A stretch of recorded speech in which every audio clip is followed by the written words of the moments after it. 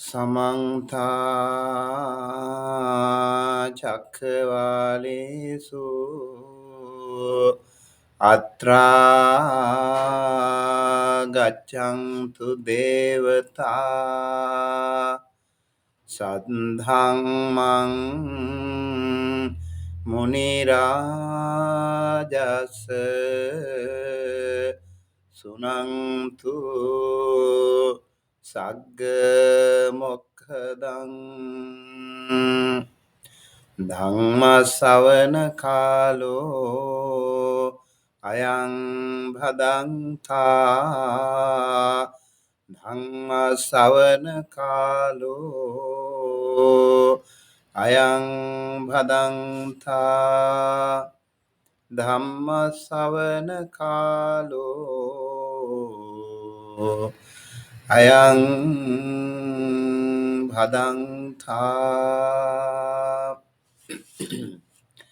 Namo tassa bhagavato arahato samma sambuddhassa.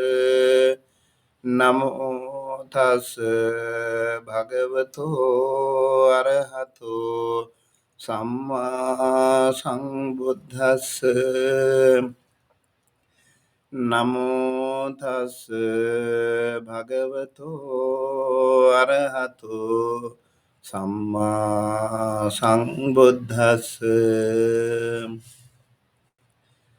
Sabba papassa karanang kusalassa upasampada sacitta pariyodapanang etang buddhana sasanang. Dear Dhamma friends, the topic for this Dhamma talk, Dhamma sharing, is Buddhism for practical life. Let me at the very outset wish you all a very happy, peaceful, prosperous New Year 2024 with peace, happiness, good health, and longevity. May this New Year 2024 bring you peace, harmony, and happiness always with the blessings of the Noble Triple Gem.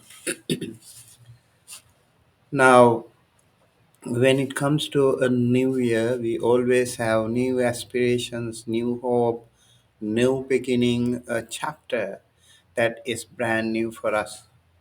Always beginning of something is giving a new hope to us.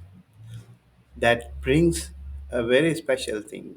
Even the beginning of the day is very special. It's more refreshing than the rest of the day. When it comes to the back end of the day, the evening, body is tired and darkness is coming up and you feel like going back to sleep. You are tired already. And the beginning of the week also is just like that. It's a new week, new hope, new beginning. Beginning of a month also is just like that. It's a beginning of a new month. And now beginning of a new year can also bring lots and lots of new hopes, new resolutions. A lot of people like to start something new for their life to rectify their mistakes. What they have done so far, they try to fix something. So I think with the new year just started, I wish to remind you again that this is a new beginning of your new chapter. So new chapter can be a new beginning. You can learn many things throughout your life. We evolve through trials and lot of errors in our life.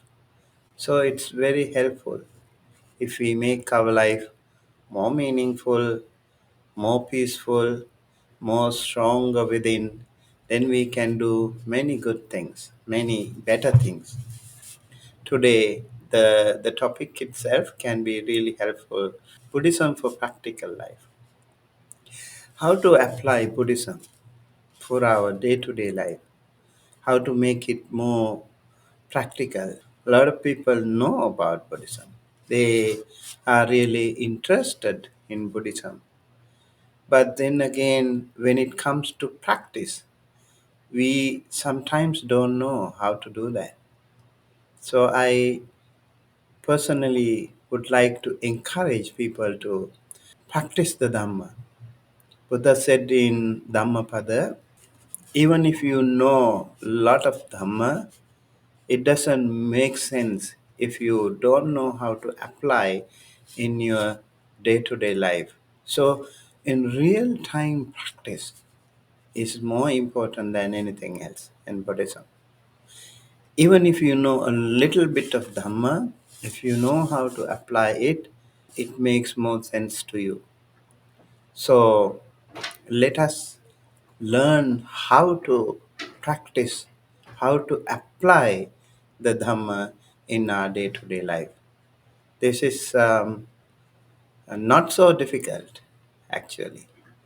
Rather than learning very lofty Dhamma theories, if we can apply the Dhamma in our day to day practice, day to day life, I think that can be more helpful, more beneficial to yourself and to everyone else.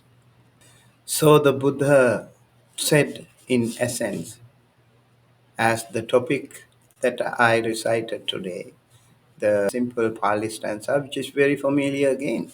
Sabba papasa akarana, not to do anything wrong. Kusalasa upasampada, to cultivate good things, positive things, wholesome things. Sachitta pariyodapanam, purify your mind. Etang buddhana sasanam, this is the very quintessential essence of Buddhism. If we can go deep into this little thing, in essence, even in short, to be good and to do good in life can make our Dhamma path more clear and more inclusive, I would say. So it includes everything. If we are good, if we try to be good, if we try to do good things in our life. I would say like two words that would be nice and wise. So, how to be nice?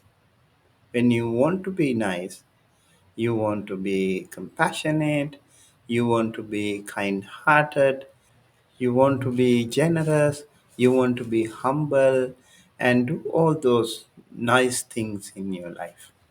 And how to be wise? You have to be smart, you have to be skillful, you need to know what to do and what not to do.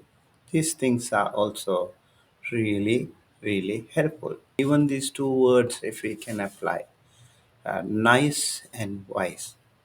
We have to be humble, we have to be simple, we have to be kind, we have to be generous, and then again, wise. We have to be smart and skillful.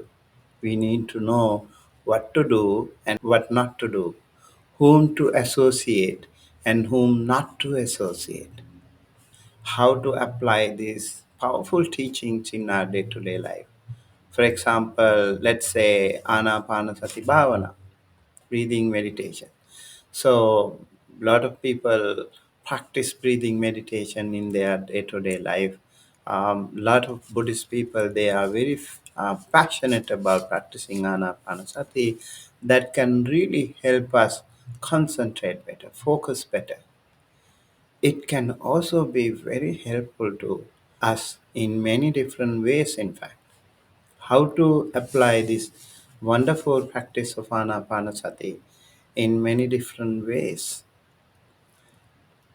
For example, we start our life with a simple breath, breathing in when we are born into this world, and then we keep on breathing. And how many times we breathe in a minute, and how many times we breathe in an hour, how many times we breathe in a day, in a year. Average person a healthy person, how many times do we breathe in our lifetime? Every time, any of these breath can be our last breath. So, focusing on this thing can really help us to dig into the Dhamma too. Take a deep dive into Dhamma too, because breath is our lifeline. Every time we breathe in, it's a brand new breath. It's a brand new beginning. And breathe in and breathe out. You see, one of the breaths can be our last one. And breathing can also remind us the beginning, the middle, and the end of our life. Beginning, like breathing, for example, gives us good energy, wholesome energy, positive energy. Breathing can make us wholesome. It brings new hope. It gives oxygen to us. And then it cleanses our body. When we breathe out, we actually remove some of the toxic things from inside the body. Through carbon dioxide, when we exhale, the breath is naturally cleansing our body.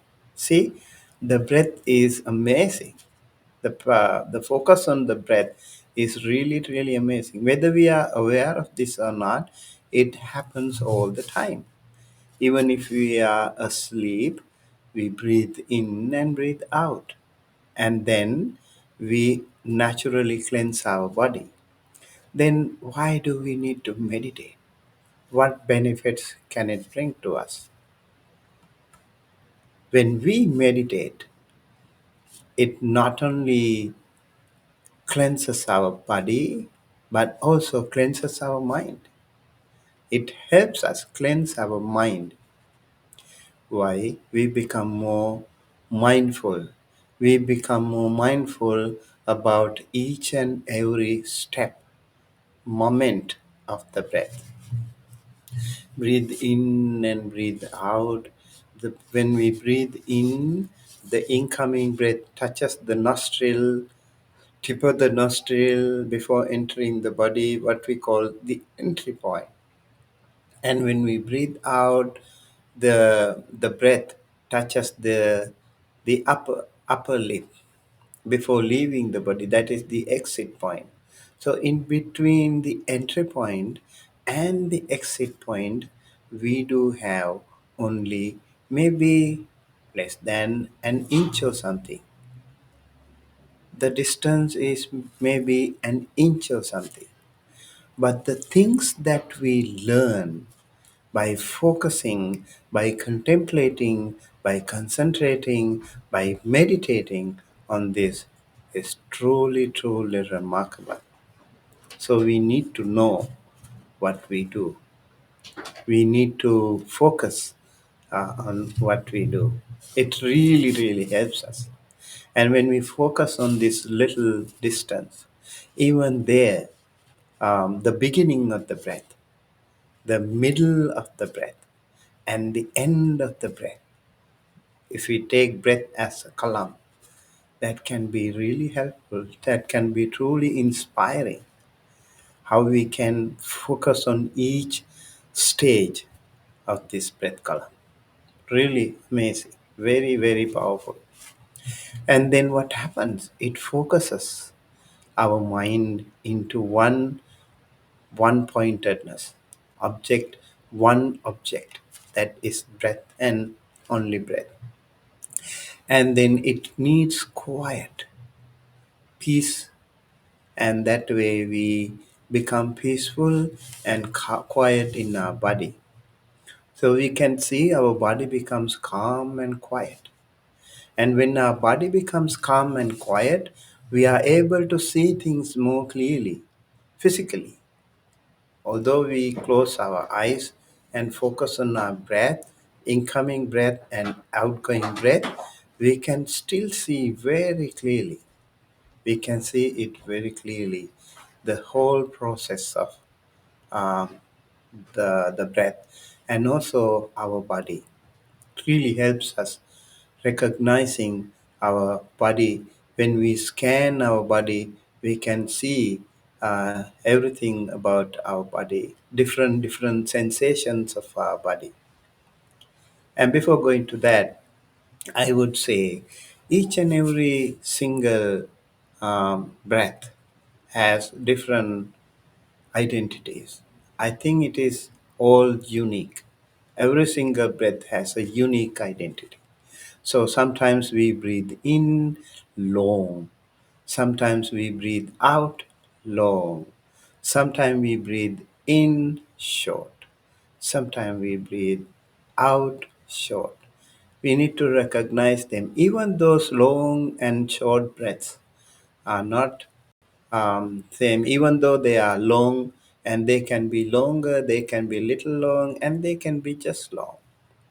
And then some can be short, some can be little short, and some can be very short. And eventually, you see, the breath becomes very subtle when our body becomes calm and quiet. When we are more practicing, when we practice more time duration, we can see um, the breath, the body. Breath becomes subtler and subtler and subtler. So breath is different all the time. It's not equal. And the benefits that we find here, it brings us peace and happiness within. It makes us calm and it makes us stronger in concentrating. We can concentrate better. One pointedness. That's really, really helpful. Lot of people have the ADHD. They don't know they have this distraction problem. They can't really focus on one thing at a time. So practicing Ānāpānasati can make our mindfulness more stronger, and we can strengthen, we can consolidate our Ānāpānasati inner peace. So, practicing Anapanasati in our day to day life can be very helpful. Well, now, how do we apply this deep Dhamma, practicing Anapanasati itself? How do we practice that in our day to day life? I really want to focus more on this point. Um, well, for Anapanasati, you need to find a peaceful place, quiet place, and calm place, and then you need to sit. And when you sit, you need to also focus on your backbone. Make sure that your backbone is straight and your head also is straight, and your shoulders should be relaxed, and your chest should be little open, and then your respiratory system should function smoothly. Then it's easier for us to meditate better, easier for us to focus on our breath, breathing in and breathing out. Now, this is the theory that we learn. Okay, for sitting, you need to learn. While sitting, you need to know the theory. You need to develop the theory. You need to improve the theory. And when you wake up from the meditation, you go to the real life, the society, where you see lots and lots of storms. And how do we apply that theory into practice? This is really interesting. Let's say, like you are sad. You lost some near and dear one, a loved one, maybe a pet that you loved so much suddenly got sick or suddenly passed away. It could happen, right? Or you lost something, something valuable. Maybe you lost your wallet. Maybe you lost your smartphone. Maybe you lost something like that was really so precious to you.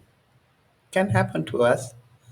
So, how do we apply this Anapanasati into our day-to-day life? That is really important, I think.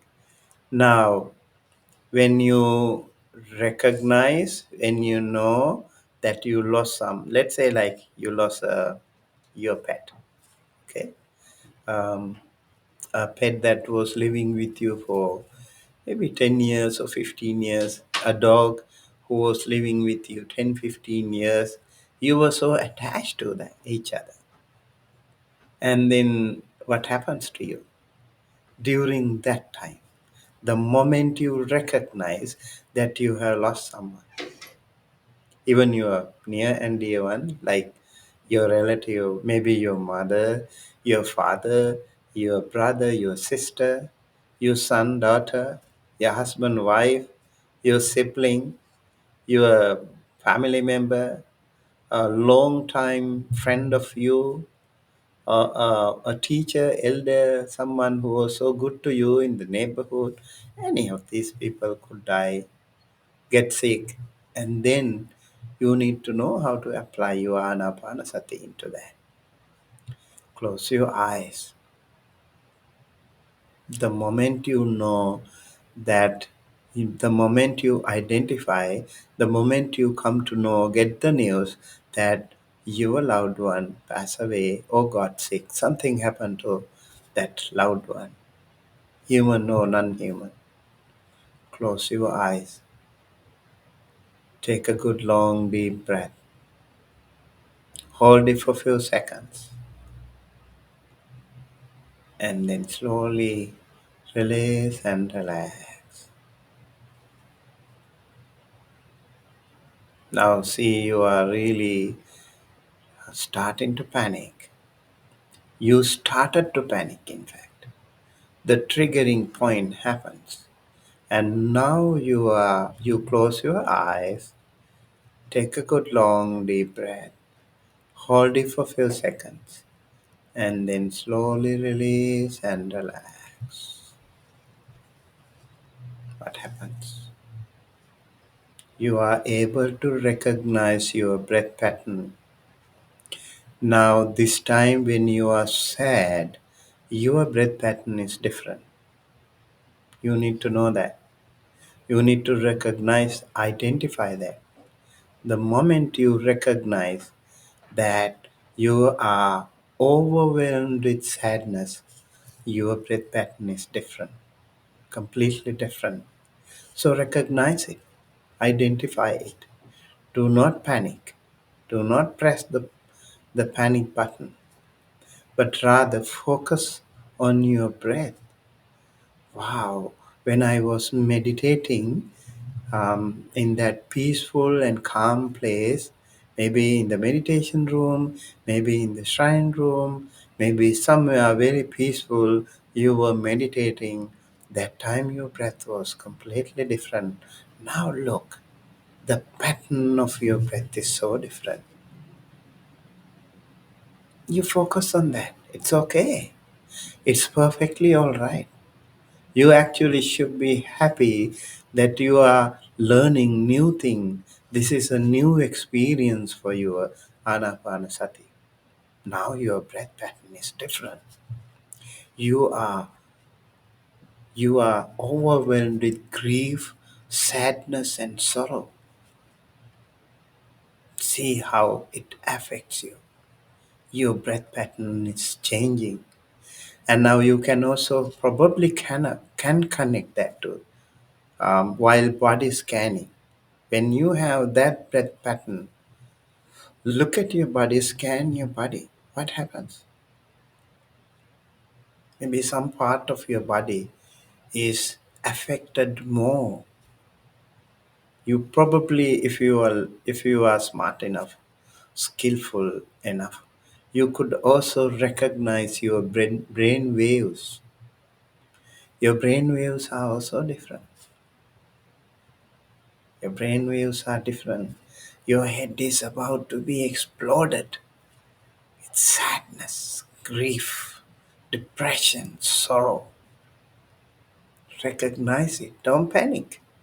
Recognize it. Take a good long deep breath. Hold it for a few seconds. Slowly release and relax. Recognize it. Identify the breath pattern.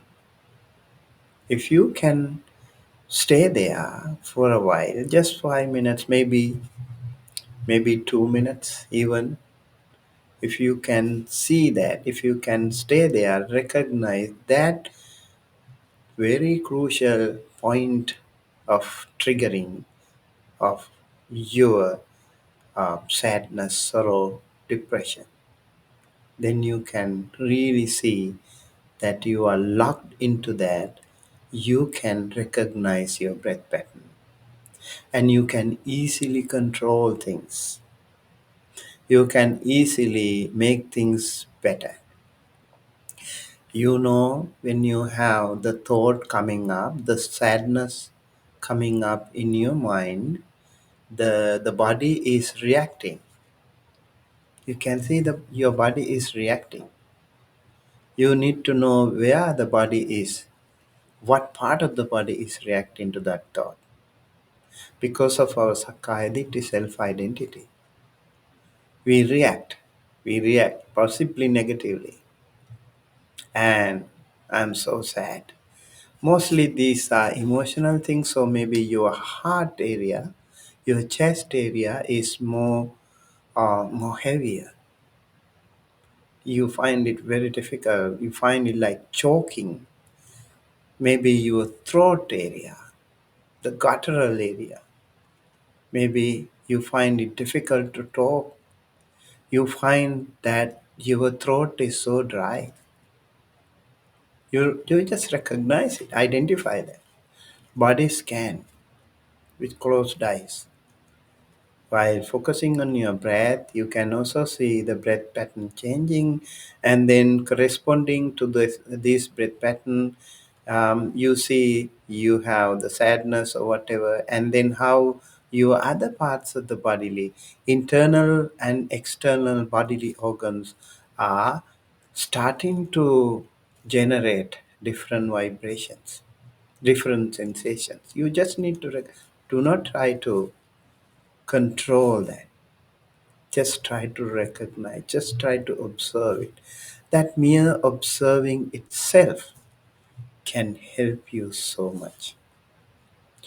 I would say if you are a beginner, do not try to control. Do not try to divert that also. Just recognize, just observe, identify, that's it. And if you stay there for a while, you can see that you are beginning to calm down faster than ever because you are more mindful. Everything is subject to change. Nothing is impermanent. So is my sadness. So is my depression. Just recognizing that can be very helpful. Okay, so that's how we need to focus on our breath, Ānāpānasati. I think the breath then slowly beginning to calm down, and your heartbeat, your nervous system, your muscles, your some of the internal bodily organs can also start to react differently. And then when you focus more, when you observe, when you meditate more on that, they feel much more relaxed, they feel much more peaceful and calm, and you are really benefiting all these bodily organs. And when you do that, it's really amazing how you can be benefited to yourself. You feel better, you feel calm, you feel healthier and peaceful, and then you find it much more easier to stand victorious at the end of the day. You can. I think a lot of people have this issue like sadness, sorrow, as we are Putujana people, as we are just mundane people. This practice can be very helpful to you. Now, let's go to another example. Let's say you are um, overwhelmed with anger. Okay, now when we are overwhelmed with anger, we should also know how to recognize our breath. When you meditate, of course, you might not have anger, But in day-to-day life, things can happen that you might generate anger. And when anger is happening, you can also recognize your breath pattern changes. Maybe slightly different from grief stricken situation to anger stricken or overwhelmed with anger situation. Anger is mostly to do with fire. So burning is the sensation that you mostly feel. And when you have anger, anger is a very exciting force. It's a force to reckon with, in fact. It's a really powerful thing. When you are angry, you can't sleep. Your body can't sleep. Your body is more active, more vibrant when you are overwhelmed with anger. Fire, the light is there all over. And your brain waves are so intense. Your heart needs lots and lots of blood. And so you can see the palpitation is growing faster. Maybe some of the sensitive areas, like maybe ears, um, can be, you can feel it literally. It's so like blushed with some blood rush. And you can see some physical differences. So if you are smart, you just close your eyes, take a good long deep breath, hold it for a few seconds, and then slowly release and relax. Now see, what is anger? How the anger, when it appears in your mind, coordinates with your body because of your sakkaya because of your self identity, how your body reacts to that anger. Very interesting. And some parts of your body. Maybe if you have diabetes, your blood sugar level will go increase. If you have cholesterol, cholesterol will increase. If you have bad backache, lower back problem, that problem will increase. If you have gastritis, gastritis will increase. So maybe more enzymes will be issued, and you will feel more burning sensation in your stomach or maybe your heart. All these things can happen to you, remember, with just onslaught of anger. So you need to be smart, you need to be skillful in applying your Dhamma into real time practice. I have anger now. Anger is torturing me right now, right here. So you just recognize it, observe it, how it appears, how it tortures you, what parts of the body are impacted, and what is happening, where exactly is the pain. You need to locate exact location of your pain. You need to recognize that. Now the anger appears in the mind, yes, but then corresponding bodily organs can start to react to them. Maybe heart, maybe lungs, maybe some other parts can start to react. Nervous system, the bloodstream, the brain waves, they all start to function because it's a stranger and a very powerful one too this time. So you need to just recognize it. You just close your eyes and see all this drama happening inside you. And when you know your breath pattern again, see, the breath pattern is changing. It's really high now. And you just observe. When you keep observing those long breaths in and out can slowly start to calm down faster than ever again, faster than ever. And now at this stage, you're not going to talk anything, or you're not going to physically react to anything. You're just mentally observing the situation. Remember, this is really important, very, very important. So see this inside, look into yourself, and see what's happening within you that can really help you calm down, and it can bring you more benefits. More benefits, more physically and also mentally. You will feel much better, much more relaxed, and much more calm. And you will feel victorious when you see the anger appeared with a gust of wind. Try to dismantle the whole thing, but you were stronger enough. Your shield was more stronger enough this time, and no damage was done.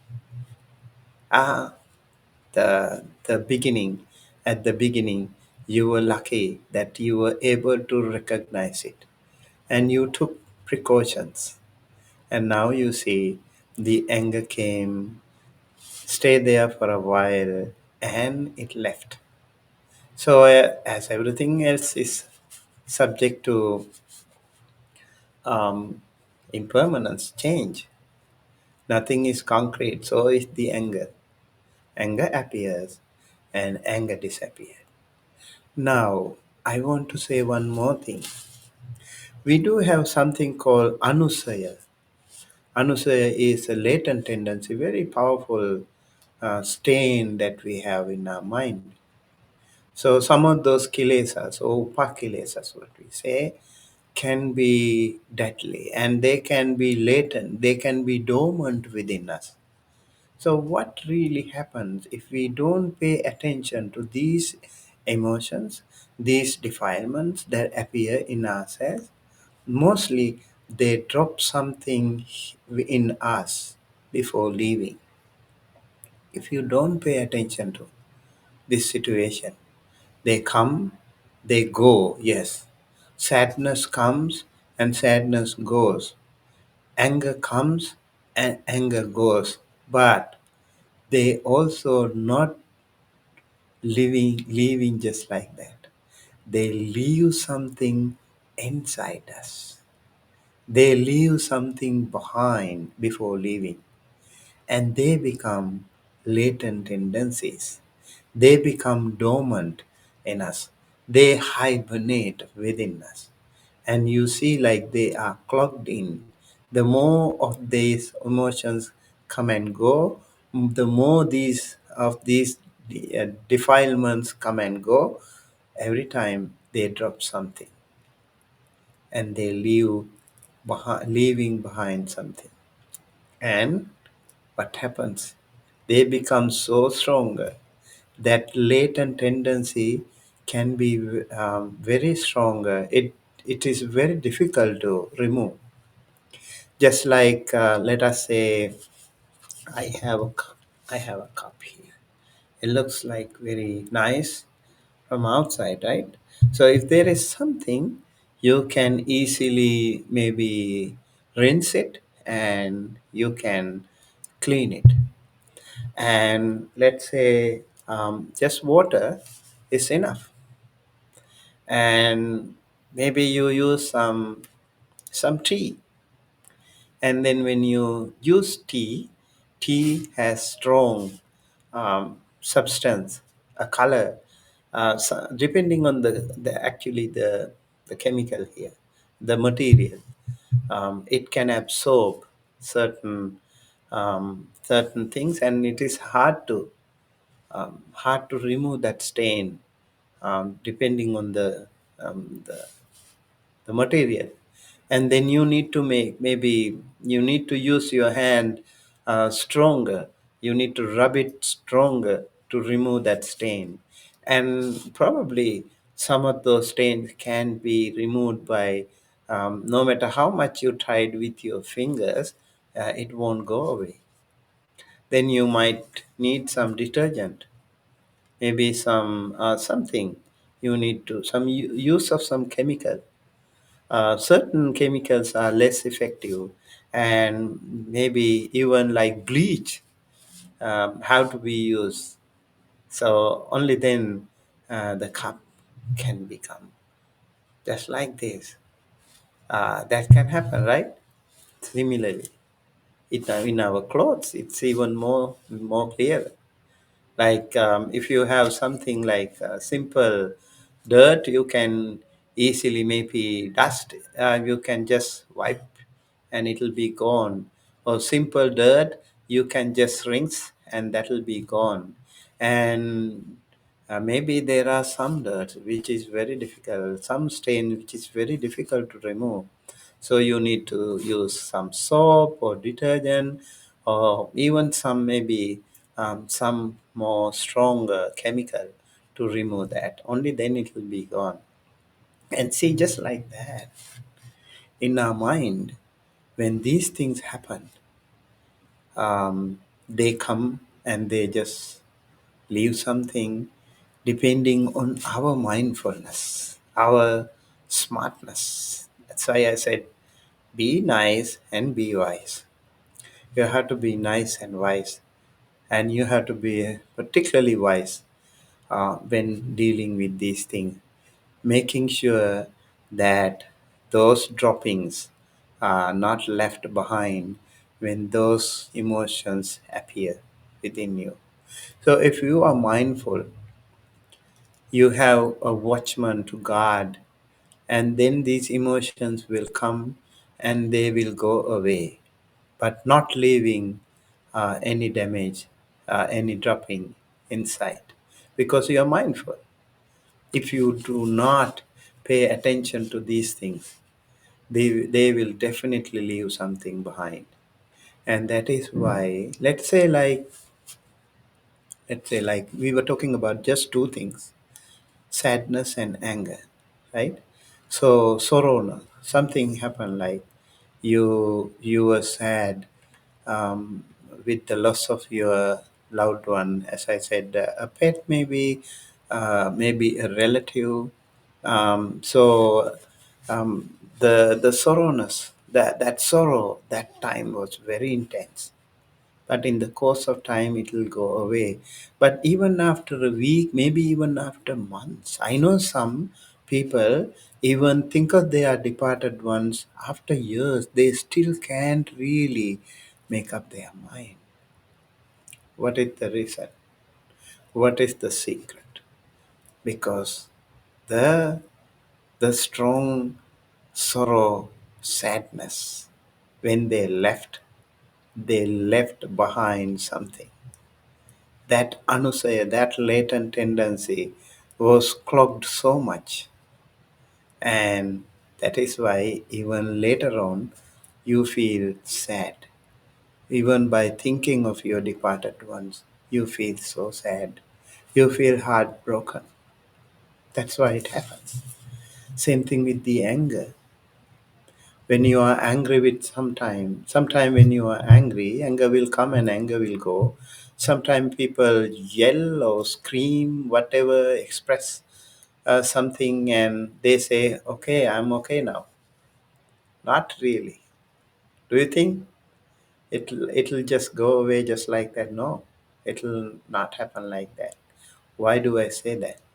The moment you think of that person whom you dislike, even in that person's absence, you just have the thought and you feel angry, you feel upset, and you can't sleep, you can't eat, you can't stay calm, you want to just walk around, you can't really even be stable bodily, physically. Forget about the mental stableness. That much impact was there within you because you were not mindful, and those latent tendencies. Imagine how many times you get angry in your lifetime. All those latent tendencies can become one united power. It can be very strong, so difficult to remove. Just by rinsing, it won't happen. You need to really repeatedly, maybe using some special chemical, you need to remove that. Otherwise, it won't go away. The anger can make you frustration, and frustration can lead to aggression, and aggression can be deadly and disastrous. The damage can be enormous, both physically and mentally. Remember why people get sick so easily when you are angry, because you are damaging your internal bodily organs when you are angry. Same thing when you are sad, you are damaging your bodily organs, internal, both internal and external bodily, especially internal bodily organs. Sensitive bodily organs can be damaged. That is why we have to be extremely careful. We have to be extremely mindful. So, um, yeah, focusing on these things can be really helpful. And so, let's say, like I said, just observe only. Observe and don't even try to control. And even if you observe, that can really benefit you so much. And now, if you keep doing it, and you continue to do that, and later on you will see that the impact of those incoming sadness or anger can be minimal. It can be less effective. Sometimes they come, they just easily go away. Yeah, you are not really um, really paying any attention to that, because it is very less, very minimal. You continue to practice it, and you feel much more better and confident in encountering with such situations. And then if you can also practice more, like even more advanced step, maybe something like practicing metta, loving kindness, you can um, recuperate more, you can cure more, and you can really give a very special therapy to your already damaged system because of that onslaught of sadness or anger. So practice metta, loving kindness, practice loving kindness to yourself and to others. This can be very helpful. And when you practice loving kindness towards yourself, may I be well, may I be happy, may I be healthy, may I be peaceful, and all these positive affirmations you need to apply. You need to well wish benefit more towards you first. And while body scanning, you need to do that. And maybe after some time practice of your Ānāpānasati, you can switch to metta bhavana, loving kindness meditation, and scan your body and send loving kindness to yourself. Focus on some of those bodily organs that are not feeling comfortable. You have some discomfort, tightness, numbness, pain. Focus on them, and then you will feel much better, much more comfortable. Okay? And then keep practicing loving kindness towards yourself and towards your bodily organs, towards your body as a whole, from top of the head all the way to the tip of the toes. The upper section of the body, from top of the head to the shoulders, and the midsection of the body to from shoulders to the lower back, and the lower section of the body from lower back to the tip of the toes. In these three different segments of your body, there are some very vital, life saving organs located. So you need to focus on them and send loving kindness, send metta, send that positive vibration, that good, wholesome energy. Using your breath, you can do that. That healing touch to that damaged or endangered bodily organs, you can send in and you can recuperate. This can be very helpful again. And continue to do that, and you will feel much better. When you are bodily and mentally stronger, peaceful, happy, the the people around can also be benefited. Even the nature can be benefited. Everyone and everything will be benefited. You can sleep comfortably.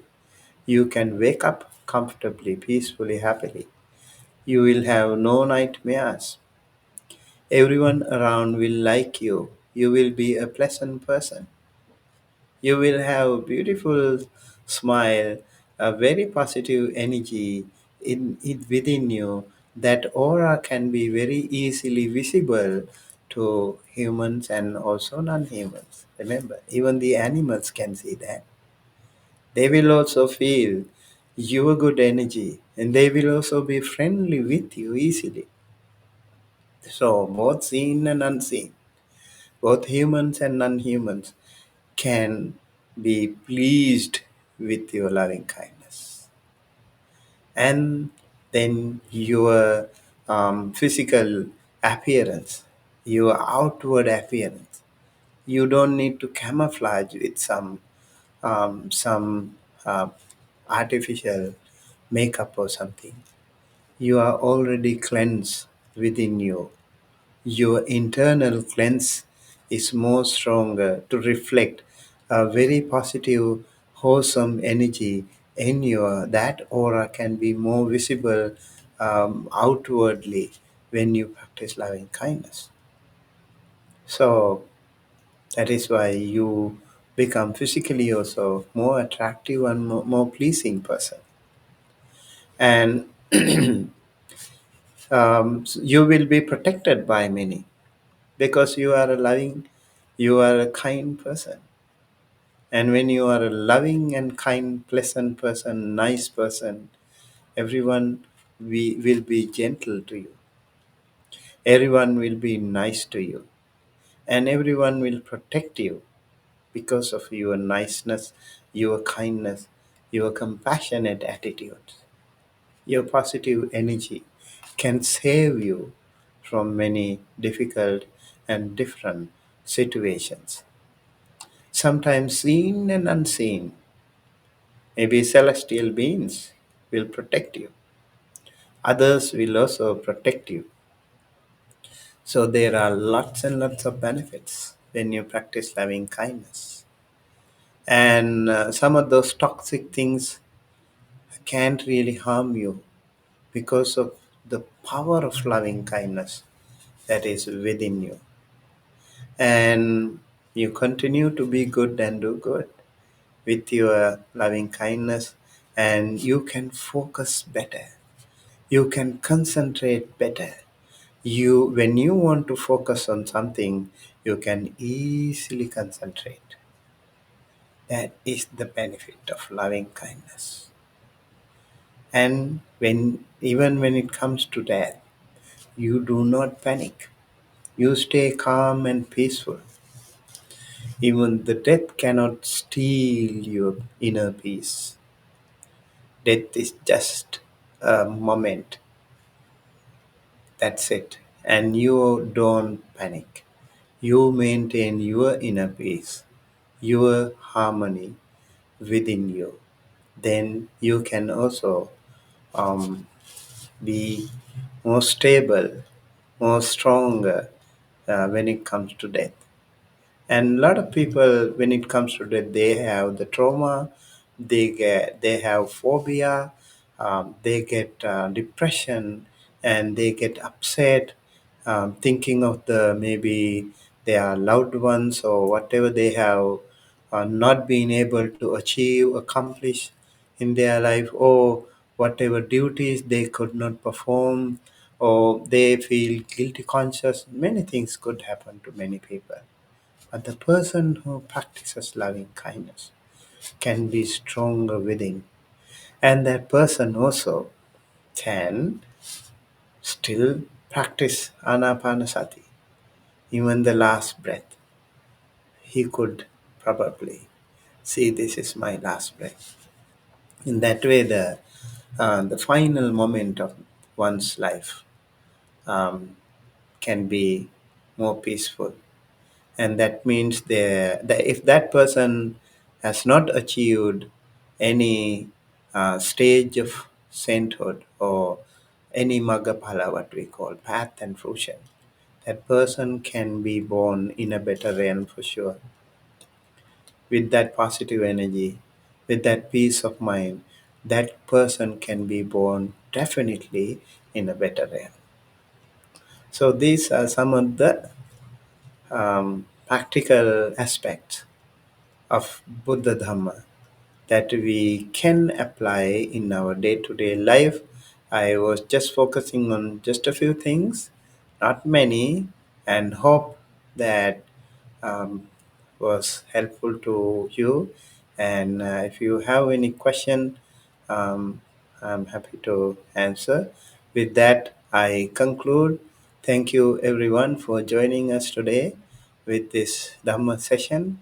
How to apply Buddha Dhamma in our day-to-day life, and may this Dhamma guide you as a wonderful beacon of light to enlighten you, to kindle you, and may the darkness of ignorance will be gone. May you be able to live your life peacefully, comfortably with good health.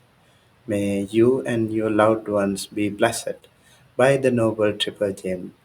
May you and all sentient beings be blessed and happy. May all sentient beings, including Devas, Brahmas, also receive this merit, share this merit, be well, happy, healthy, safe wherever they are. May all of us and all of them be able to attain the supreme bliss of Nibbana, the absolute peace and happiness at the end of our samsara. Thinking thus, please keep your palms together close to your heart and say three times sadhu, sadhu, sadhu. Thank you.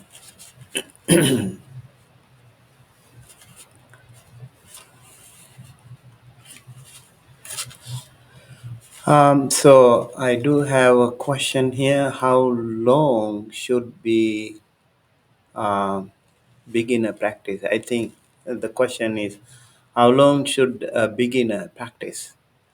Yeah, actually, depends on if you have never ever practiced. You can even start by practicing 5 minutes.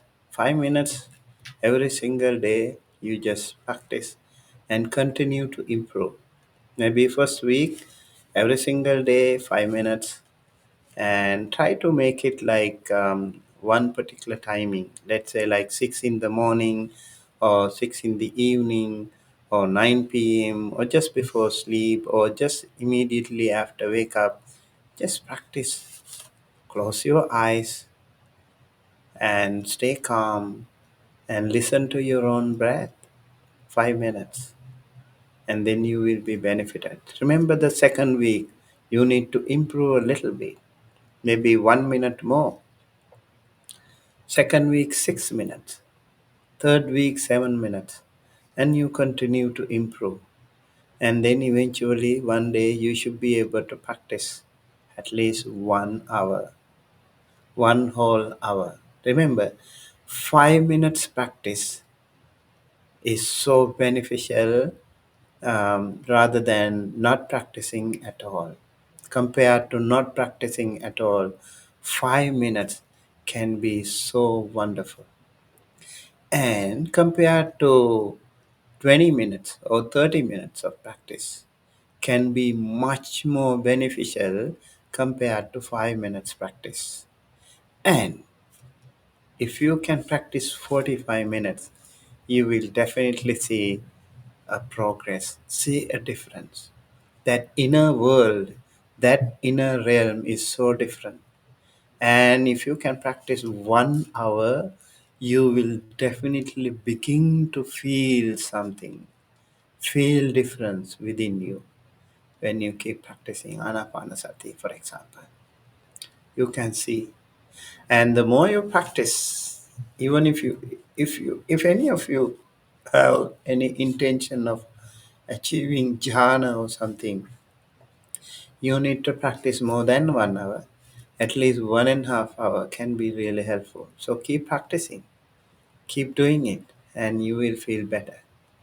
And then again, at the beginning, maybe you can practice with a more peaceful, quiet place. And later, you should also try with other places. Maybe you should practice on the beach. You should practice outside, maybe in the backyard, under a tree, on a rock, maybe even in a snow mountain. Now, we do have some snow mountains here. Maybe go practice, stay there like 5-10 minutes or half an hour, 1 hour. If you can sit and practice, you will feel difference. And the idea here is practical implication of your meditation into different locations and into different occasions. You really can practice better when everything is quiet. But then again, you also need to practice in different under different circumstances. That way, your mind will be attuned to practice under different situations. I know some people complain like when it comes to practice with the kids shouting or crying, or maybe a lot of people talking around, and it'll be hard, it'll be definitely challenging, yes. But that is why we need to practice meditation under different circumstances. Then your mind will start to feel better. You will feel much more comfortable in practicing in many different situations. Remember, different locations and different occasions. I hope this helped.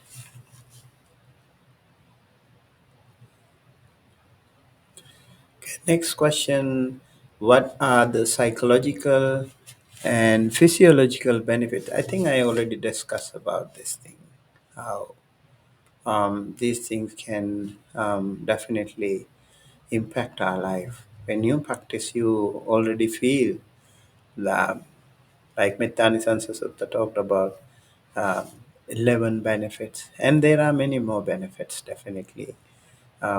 Psychological and physiological changes, like you can feel better, feel comfortable, you can maintain good health. Imagine like you don't get sick so easily.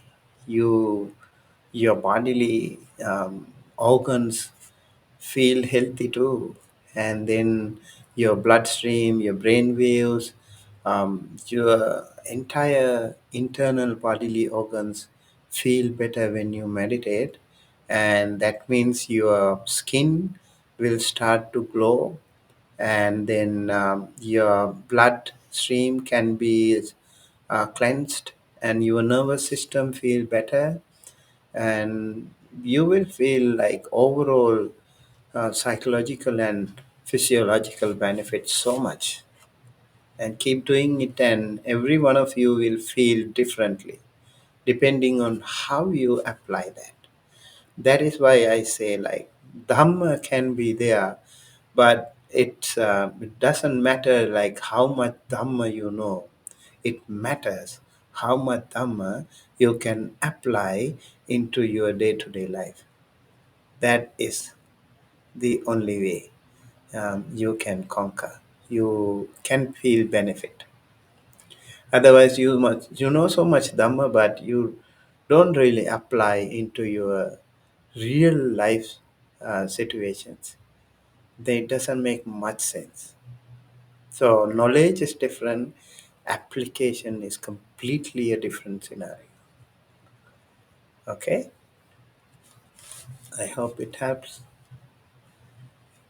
Okay, our next question: can meditation cure physical and mental ailments? Definitely yes. Um, I would say, like most of our physical and mental ailments can be cured, completely cured by meditation, most of them. But there could be some very powerful karmic reactions that could really be detrimental to our physical and mental ailments. Some of those karmic diseases probably can be cured. Remember, even the Buddha had some physical discomforts. He had a lower back problem, and he had some issues too. And those are karmic.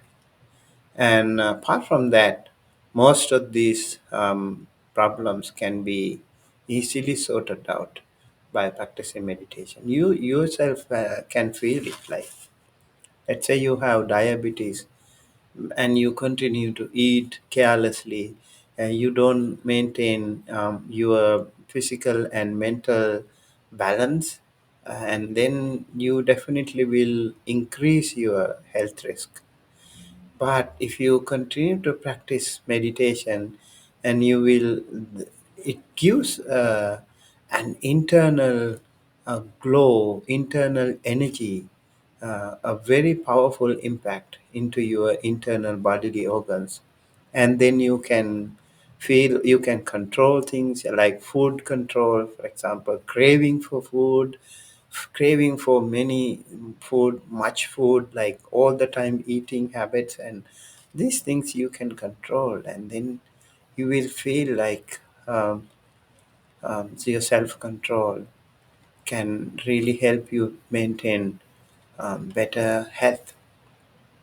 I would say, like, let's say, like diabetes or um, cholesterol or many other, like obesity, for example. These are directly contracted, connected to your food habits, but they can also be connected to your past karmic actions. Those karmic, apart from those karmic energies, your present mind status, your controlling of your self restraint to many different foods, craving for food can, if you can control craving for food, you can definitely alleviate uh, your health problem. And if you continue to meditate, you can control your craving, and then you can also feel more inner peace and more harmony within you, and then your inner bodily inner organs can feel better, they can be more healthier. Okay, so both mental and physical problems, ailments can be cured to a greater extent if you can meditate. Okay,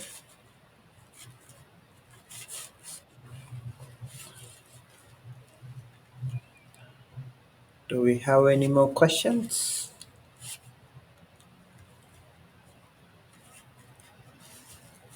Okay, um, I hope with that we conclude today, and thank you everyone for joining us with this Dhamma talk, how to apply Buddha Dhamma into our day-to-day life. And so please continue to be good and continue to do good, as the Buddha said. Sabba papasa karanam. The topic I mentioned today. Do not do anything wrong. Remember, you need to identify your mistakes. You need to be humble to identify, to accept your mistake.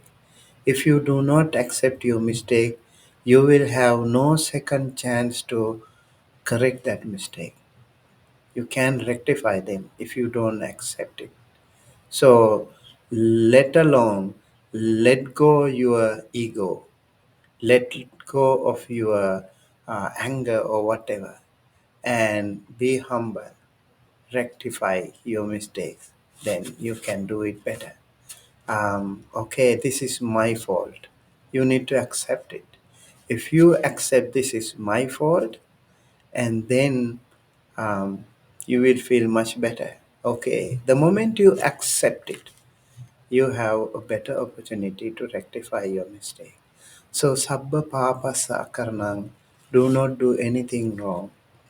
Any simple thing, even there can be like much more stronger things, like maybe some of the physical things that you do, wrong habits you have. You need to recognize them, and maybe like verbal reactions you do, some of the words that you use in your day-to-day life, rectify them, recognize it, and that will be very helpful. Okay, I have a wrong habit, I have a bad habit, like maybe cursing or something. I'm not going to do this. I recognize it, I accept it, and then I want to correct this mistake. The new year, new beginning, new chapter, maybe it's time. It's time to start over as a new chapter of your life. Okay? So, physically, verbally, and mentally, Sabba Papa Sakarnang, do not do anything wrong. Be good. And Kusalasa Upasampada, Kusalasa Upasampada, do wholesome things, do good things. Whatever little things that you should know, you should rectify, you should learn from the other people. There can be other people in your society, in your your radar. You can find those people, wonderful people. There are wonderful habits in them. Learn them and apply, follow these things in your day-to-day life. You will feel better.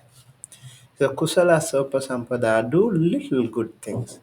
I would say focus more on your little bad things, and also focus more on your little good things. And conclude, cleanse your mind. Sachitta pariyodapana. See if something defiles your mind. Little things again. Little things can defile your mind. Focus more onto these things. I remember Buddha said, when I was a young novice monk, I learned this. It really gave me such a strong impact in my life. Anumattesu vajjesu bhayadasavi sikkata sikkhapadesu. Little things, not really very serious, very big things, but small mistakes. We need to be scared of doing those little mistakes. Anumattesu vajjesu bhayadasavi. Bhaya, or fear of doing wrong things, or shame of doing wrong things. They are called Lokapalaka Dhamma. They are the Deva Dhammas. They are the teachings or the Dhamma phenomena of the Devas, celestial beings. They are scared of doing wrong things. So we need to have these things as guiding lights to us, and that way our life can be more enlightened, and that way our mind can be more cleansed. I hope this can also illuminate your life. The new beginning of the year to 2024, and January month of January, the first Dhamma talk that you are listening to, hopefully can instill more hope, more inspiration, more happiness, more peace within you. May you all be well, happy, healthy, safe. May the um, peace and happiness, good health, and longevity be with you all. With that, I conclude. With a short chanting, you can focus, you can contemplate, keep your palms together close to your heart, close your eyes, take a good long deep breath, and listen to this chanting and meditate. Sabbitiyo vivajjantu sabbarogo vinasatu mate bhavatvantarayo sukhe digayuko bhava bhavatu sabba mangalang rakhantu sabba devata sabba buddhanubhavena sada sotti bhavantu te Bhavatu sabba mangalang rakhantu sabba devata sabba dhammanubhavena sada sutti bhavantu te Bhavatu sabba mangalang rakhantu sabba devata sabba sanghanubhavena sada sutti bhavantu te अभिवादन शीलिस निච්ඡං वद्धापचायिनो චත්තාරෝ ධම්මා වඩ්ඩಂತಿ ආයුවන්නෝ සුඛං බලං ආයුරාෝග්‍ය සංපatti සග්ග සංපatti මේවච අතෝ නිබ්බාන සංපatti ඉමිනාතේ සමිජ්ජතු සාධු සාධු සාධු. Thank you.